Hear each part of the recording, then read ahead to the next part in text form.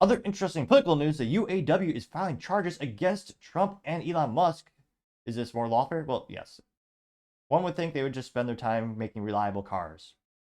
Of course not. They spend a disproportionate amount of their time actually fundraising for politicians, sitting around and not doing anything, literally going on a strike.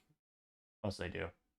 And I don't think, do you think, and let me know in the comments, do you think it's coincidence the most unreliable cars, by every Consumer Reports or any third party actually review, they're always the UAW manufactured ones.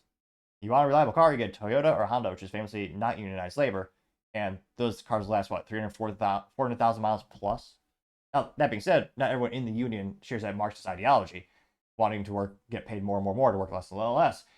They're not all like that, and there's some hardworking, good folks in the UAW. I've met them. I've had family on both sides of the, I was going to say the political aisle, the automotive political aisle, where you have management as well as the UAW, the frontline assembly workers. And yeah, there are a lot of tales of ineptitudes and laziness, to say the least. But again, there are good folks on both sides. Now, going to the couple articles, they say, oh, sorry, there you go.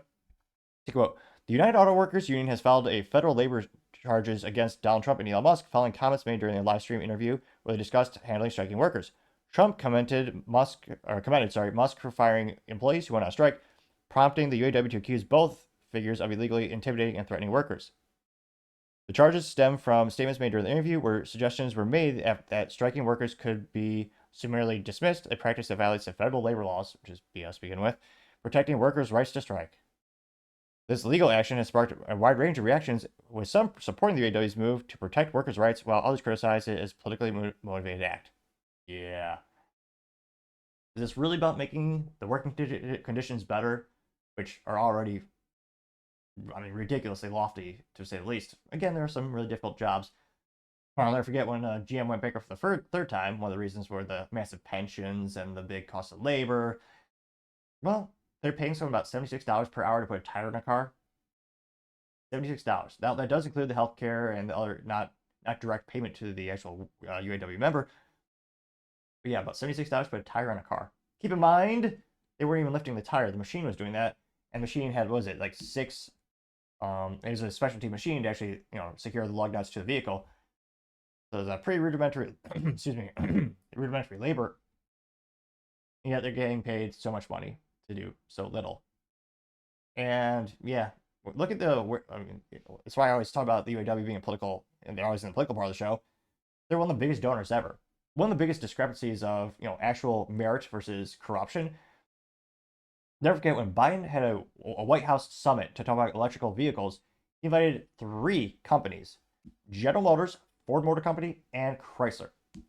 And at the time, Biden said General Motors is doing a great job being an innovator making electrical vehicles. At that time, GM had sold like less than 100 EVs that quarter.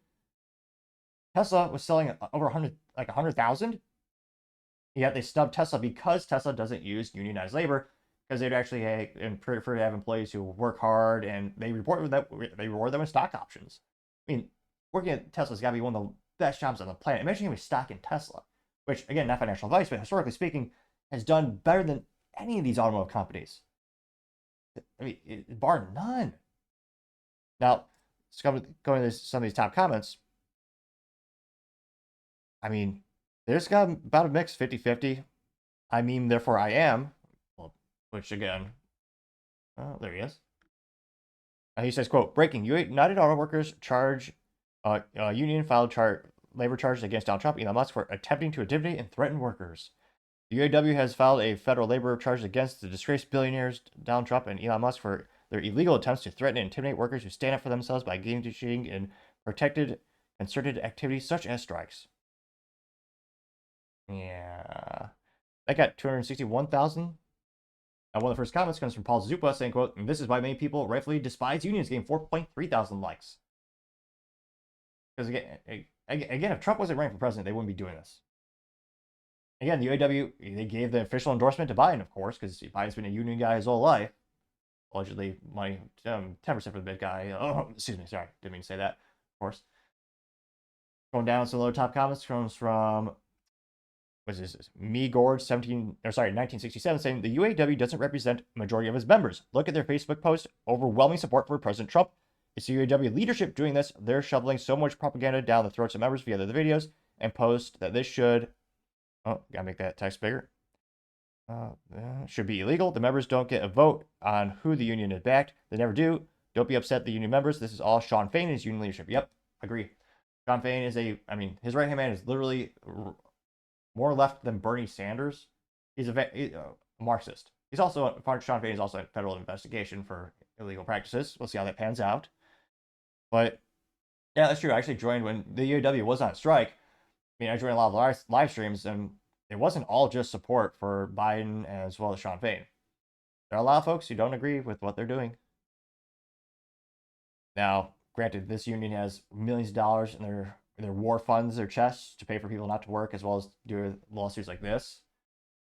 And yeah, it'll be interesting to see what the actual result is and how much they win, how much Elon just pays to make this go away, maybe, or just settle us out of court.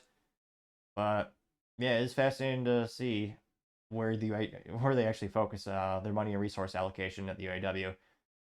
Yeah, let me know. Are you surprised by this? I certainly am not. But let me know in the comments. As always, be fascinated to hear what you have to say. Thank you everyone for taking the time to tune in. Again, trying to get to 4,000 subscribers by the end of the month. So if you could click that button, I really appreciate it. Also, giving me a thumbs up or thumbs down in a comment is a great way to give me some additional feedback, letting me know how I can make the show better and better. Lastly, don't forget to take the time to tell your family, tell your friends, tell your coworkers, heck, tell your enemies, tell anyone and everyone. Just stay safe, fight the good fight.